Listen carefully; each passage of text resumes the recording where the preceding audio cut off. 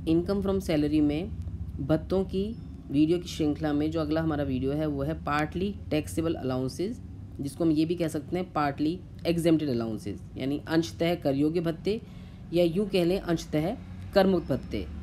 इसमें भत्तों की राशि का कुछ हिस्सा हमारा करमुक्त होगा जो आय में शामिल नहीं होगा, कुछ हिस्सा कर योग्य होगा जिसे हमें आय में शामिल करके दिखाना है। इन भत्तों में जो सबसे पहला भत्ता है उसका नाम है मकान किराया भत्ता, हाउस रेंट अलाउंस। अब यहाँ पे ये ध्यान रखना है, मकान किराया भत्ता सबसे मुख्य भत्ता है जो मोस्टली आपके काफ़ी एग्जाम्पल्स में बार बार आएगा, इसलिए इस भत्ते के लिए मैंने आपको अलग से एक वीडियो बनाया है सिर्फ हाउस रेंट अलाउंस समझाने के लिए। तो ये भत्ता मैंने उन वीडियो में समझाया गया है, तो उस वीडियो में देख के समझेंगे कि राशि कितनी आपकी कर योग्य कितनी कर मुक्त है। इसके अलावा जो बाकी भत्ते हैं उसको मैं इस वीडियो में कवर कर रही हूँ। तो अगला अपना भत्ता आता है मनोरंजन भत्ता। मनोरंजन भत्ता का तरीका यह है सॉल्व करने का कि सबसे पहले मनोरंजन भत्ते की संपूर्ण राशि को हम कर योग्य मानते हुए इसको हम ग्रॉस सैलरी में शामिल करेंगे, यानी जब हम ग्रॉस सैलरी निकालेंगे तब इसको पूर्णतः कर योग्य मानते हुए हमको आय में शामिल करना है। उसके बाद जब हम नेट सैलरी निकालते हैं तो नेट सैलरी निकालते समय हमें डिडक्शन के रूप में घटाना है, मतलब ये कर मुक्ति नहीं होगी। यहाँ पे इस भत्ते की हमें मिलती है कटौती। इसको जैसे मैं शुरू में समझाया था मैंने आपको कि नेट सैलरी निकालने के लिए आप 3 कटौतियाँ घटाते हैं, वैधानिक कटौती, मनोरंजन भत्ते की कटौती और रोजगार कर की कटौती। तो सेकंड जो कटौती है मनोरंजन भत्ते की कटौती, वो भत्ता हमारा यहाँ पर है। पहले संपूर्ण राशि को हम ग्रॉस सैलरी में जोड़ के दिखाएंगे, उसके बाद एज एक डिडक्शन हम घटा के दिखाएंगे। पर कटौती के भी नियम है कि कटौती कैसे मिलेगी। पहली बात, कटौती मिलेगी सिर्फ सरकारी कर्मचारी को। यदि गैर सरकारी कर्मचारी है तो उसे कोई भी कटौती स्वीकृत नहीं होगी, वो पूर्णतः कर योग्य होगा, उसके लिए मनोरंजन भत्ता। यदि सरकारी कर्मचारी है तो भी हम 3 राशियों की गणना करेंगे। पहला, भत्ते की वास्तविक प्राप्त राशि, यानी मनोरंजन भत्ते का कितना पैसा मिला है, बेसिक सैलरी का 20% और 5,000 रुपये। तीनों में से जो सबसे कम होगा उतनी राशि हमें कटौती के रूप में स्वीकृत हो जाएगी। अगला भत्ता व्यक्तिगत व्ययों की पूर्ति के लिए विशेष भत्ते। इसमें जो पहला भत्ता है उसका नाम है बच्चों का शिक्षा भत्ता, यानी चिल्ड्रन एजुकेशन अलाउंस। यदि प्रश्न में चिल्ड्रन एजुकेशन अलाउंस की सूचना है तो हमें याद रखना है कि 100 रुपये प्रति माह प्रति बच्चा, एक बच्चे के लिए 100 रुपये पर मंथ तक कर मुक्ति मिलेगी, और ये कर मुक्ति मिलेगी हमें मैक्सिमम 2 बच्चों के लिए, यानी कर मुक्ति की सीमा है 100 रुपये प्रति माह प्रति बच्चा, मैक्सिमम 2 बच्चों के लिए। सेम ऐसे यदि छात्रावास भत्ता है तो छात्रावास भत्ते की आपकी कर मुक्ति है सेम वही प्रति माह प्रति बच्चा, पर सीमा कितनी है आपकी 300 रुपये। 300 रुपये प्रति माह प्रति बच्चा, मैक्सिमम 2 बच्चों के लिए कर मुक्त होगा बाल छात्रावास भत्ता। अगले भत्ते का नाम है जनजाति क्षेत्र भत्ता। जनजाति क्षेत्र भत्ते में आपको याद रखना है मध्य प्रदेश, उत्तर प्रदेश, बिहार, पश्चिम बंगाल, आसाम, त्रिपुरा, उड़ीसा, तमिलनाडु और कर्नाटक, इन 9 राज्यों के आपको नाम याद रखने हैं। मध्य प्रदेश, उत्तर प्रदेश, बिहार, पश्चिम बंगाल, आसाम, त्रिपुरा, उड़ीसा और तमिलनाडु और कर्नाटक, इन 9 राज्यों में या इन 9 राज्यों की किसी भी जगह पर यदि कर्मचारी कार्यरत है तो 200 रुपये प्रति माह तक यह भत्ता कर मुक्त होगा। यदि 9 राज्यों के अलावा किसी अन्य जगह कार्यरत है तो फिर यह भत्ता हमारा कर मुक्त नहीं होगा, पूर्णतः कर योग्य हो जाएगा। अगला है भूमिगत कोयला खनन कार्य भत्ता, अंडरग्राउंड कोल माइंस अलाउंस। कर्मचारी जो जमीन के नीचे खानों में काम करते हैं, अंडरग्राउंड मतलब जो जमीन के नीचे कोयले की खानों में काम करते हैं, ऐसे कर्मचारियों को यदि कोई विशेष भत्ता दिया गया है तो वह 800 रुपये प्रति माह तक कर मुक्त होगा। ज़्यादा है तो शेष राशि हमारे लिए कर योग्य हो जाएगी। यातायात संस्थाओं के कर्मचारियों को यातायात संचालन भत्ता, यानी ट्रांसपोर्ट ड्यूटी अलाउंस, इसका नाम है ट्रांसपोर्ट ड्यूटी अलाउंस। ऐसे कर्मचारी जो यातायात संस्थाओं में कार्यरत हैं, एक जगह से दूसरी जगह पर जाते हैं, यदि उन्हें कोई विशेष भत्ता अपने दायित्वों की पूर्ति के लिए मिलता है तो ऐसे भत्ते का 70% या 10,000 पर मंथ, हम 2 चीज़ की तुलना करेंगे जो भत्ता प्राप्त हो रहा है उसका 70% या 10,000 पर मंथ, जो भी कम होगा वहाँ तक यह भत्ता कर मुक्त होगा। शेष राशि हमारी कर योग्य हो जाएगी।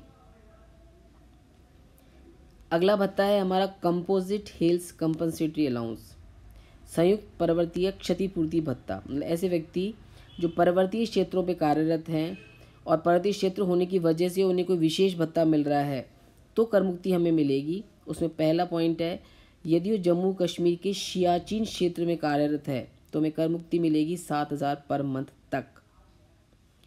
यदि वो 9,000 फीट से अधिक ऊंचाई वाली जगह पे कार्यरत है तो हमें कर मुक्ति मिलेगी 800 रुपये पर मंथ तक।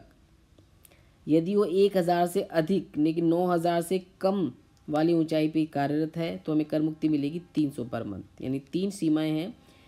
जम्मू कश्मीर के सियाचिन एरिया में है तो 7,000 पर मंथ, 9,000 फीट से अधिक ऊंचाई पर है तो 800 पर मंथ, 1,000 से 9,000 तक है तो 300 पर मंथ। यदि 1,000 से कम ऊंचाई पर है तो फिर ये पूर्णतः कर योग्य हो जाएगा, फिर आपको कोई भी कर मुक्ति स्वीकृत नहीं होगी।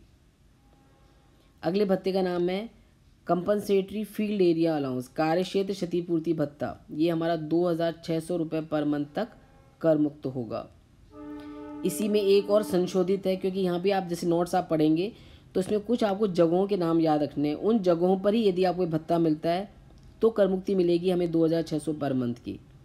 उन्हीं जगहों में कुछ और जगहों को ऐड करके फिर नया भत्ता बनाया गया था, संशोधित कार्य क्षेत्र क्षतिपूर्ति भत्ता। तो जो जगह यहाँ पे शामिल नहीं है वो आपकी यहाँ पर आ जाएंगी। तो इन विशेष जगहों पर यदि आपको संशोधित कार्य क्षेत्र भत्ता मिलता है तो 1,000 रुपये पर मंथ तक ही हमारा कर मुक्त हो जाएगा। विद्रोह नियंत्रण भत्ता ये मिलता है हमारा आर्म्ड फोर्स को। सैनिक दल के ऐसे सदस्य जो आर्म्ड फोर्स के मेंबर्स हैं, जो सशस्त्र सैनिक दल के सदस्य हैं, उनको यदि किसी जगह पर विद्रोह को कंट्रोल करने के लिए विशेष भत्ता दिया गया है तो 3,900 रुपये पर मंथ तक ही हमारा कर मुक्त हो जाएगा। बॉर्डर एरिया अलाउंस, जब बॉर्डर एरियाज में बहुत सारे इसमें कवर कर रखे हैं नाम, इसमें कोई बॉर्डर पे काम करता है या कोई रिमोट एरिया में काम करता है या कोई डिफ़िकल्ट एरिया में काम करता है या फिर कोई डिस्टर्ब एरिया में काम करता है, तो यदि ऐसे भत्ते आपको इन नाम से मिलते हैं तो पहले सारे भत्तों को इकट्ठा एक जगह कंबाइन कर लेंगे। कंबाइन करने के बाद हम देखेंगे कि वो किस कैटेगरी की शहर में आता है। कैटेगरी ए है, बी है, सी है, डी है, ई है या एफ है। इसको 6 कैटेगरी में बांटा गया है। यदि प्रश्न में लिखा हुआ है कि वो कैटेगरी ए में है तो 1,300 पर मंथ तक कर मुक्ति मिलेगी। यदि वो कैटेगरी बी में है तो 1,100 पर मंथ तक कर मुक्ति मिलेगी।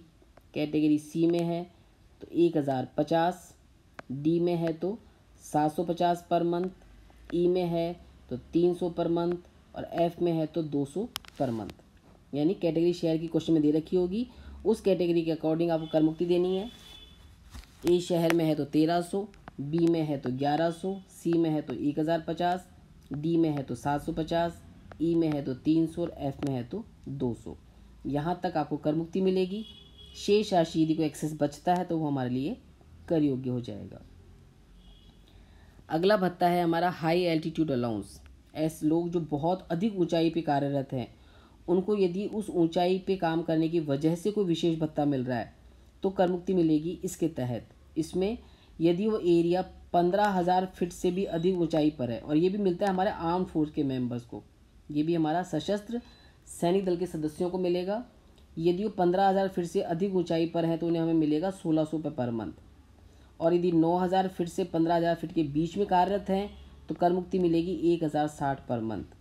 9,000 फीट से कम ऊंचाई पर कार्यरत है तो फिर हमें कोई भी कर मुक्ति स्वीकृत नहीं होगी।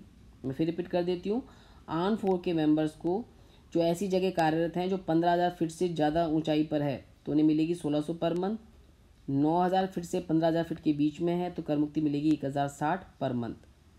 9,000 फीट से कम वाली जगह पे कार्यरत हैं तो फिर इस भत्ते की हमें कोई भी कर मुक्ति नहीं मिलेगी। अगला भत्ता है हमारा highly active field area allowance. अत्यधिक रूप से प्रभावित कार्य क्षेत्र, मतलब कोई ऐसी जगह है जहाँ पे हमारे सैनिकों को या मेंबर्स जो हैं हमारी आर्मी के, उनको लगातार काम करना पड़ता है। यानी हाईली एक्टिव, बहुत ज़्यादा वहाँ पे काम, बहुत ज़्यादा वर्कलोड है, प्राकृतिक आपदाएं ज़्यादा आती हैं, उपद्रव ज़्यादा आते हैं, या बॉर्डर ऐसी जगह पे जहाँ पे सरगर्मी मची रहती है, तो बहुत हाईली एक्टिव एरिया है। यदि ऐसी जगहों पर उनको कोई स्पेशल अलाउंस दिया गया है highly active field area allowance के नाम से। तो 4200 रुपये पर मंथ तक हमारा कर मुक्त होगा, शेष राशि हमारी कर योग्य होगी। यदि हमारे सशस्त्र सैनिक दल के सदस्य आइलैंड पर यानी द्वीप पर हमारे कार्यरत हैं, आइलैंड पे कार्यरत हैं और आइलैंड की वजह से कोई उनको स्पेशल अलाउंस मिल रहा है, तो अंडमान निकोबार आइलैंड, लक्षद्वीप आइलैंड पे यदि हैं तो 3250 रुपये पर मंथ तक कर मुक्त होगा, शेष राशि हमारी कर योग्य होगी। और इसमें लास्ट भत्ता है हमारा अपंग व्यक्तियों को परिवहन भत्ता। यदि अपंग व्यक्तियों को उसका एम्प्लॉयर कोई ट्रांसपोर्ट अलाउंस, कोई परिवहन भत्ता देता है ऑफिस से घर, घर से ऑफिस आने जाने के लिए, तो वो सिर्फ अंधे और अपंग कर्मचारियों के लिए कर मुक्त होगा। ऑफिस से घर, घर से ऑफिस के लिए 3200 रुपये पर मंथ तक कर मुक्त है। अन्य किसी कर्मचारियों को यदि ट्रांसपोर्ट अलाउंस मिलता है तो फिर वो हमारे लिए पूर्णतः कर योग्य हो जाएगा। वैसे तो ये सारे पॉइंट्स आपने पहले ही याद कर लिए होंगे नोट्स में पढ़ के, जो नोट्स मैंने आपको शेयर किए थे, लेकिन फिर भी मैंने ये वीडियो बनाया है जस्ट रिवाइज करने के लिए, ताकि आपने जो पढ़ा है, जो याद किया है, वो आपका यहाँ पर एक बार रिकॉल हो जाए। इस वीडियो को देख के आप एक बार फिर चेक कर लो कितना आपको याद है, कितना याद नहीं है। एक दो बार आप नोट्स पढ़ेंगे, इस वीडियो को देखेंगे, एक दो एग्जाम्पल करेंगे तो आपको ऑलमोस्ट सारे ये रूल्स याद हो जाएंगे। इनकम टैक्स में यही विशेष बात है कि आपको सारे रूल्स याद रखने ज़रूरी हैं। बिना रूल्स के ये निकालना हमारे लिए मुश्किल हो जाएगा कि कितनी राशि हमारी कर योग्य है, कितनी कर मुक्त है। तो रूल्स आपको, इसीलिए मैं स्टेप बाय स्टेप वीडियो बना के डाल रही हूँ, थोड़े गैप में बना के डाल रही हूँ। हर कैटेगरी के अलग अलग डालूंगी। जैसे पहले मैंने डाला बेसिक सैलरी का, फिर मैंने गैप दिया, अब मैं डाल रही हूँ अलाउंसेस के, फिर मैं थोड़ा सा गैप दूंगी, फिर मैं डालूंगी आगे जो भी आपके होंगे। तो हर एक एरिया के मैं लगातार डालूंगी, फिर मैं गैप दूंगी, ताकि वो चीज़ आपको याद भी हो जाए, समझ में भी आ जाए और आप उसकी प्रैक्टिस भी कर लो। तो आपको अभी 3 तरह के अलाउंसेस रिवाइज करने हैं। पूर्णतः कर योग्य जो पूरे शामिल होंगे, पूर्णतः कर मुक्त जो कभी भी शामिल नहीं होंगे, अंशतः कर योग्य जिसमें कुछ हिस्सा शामिल होगा, कुछ हिस्सा शामिल नहीं होगा। आज के लिए इतना ही।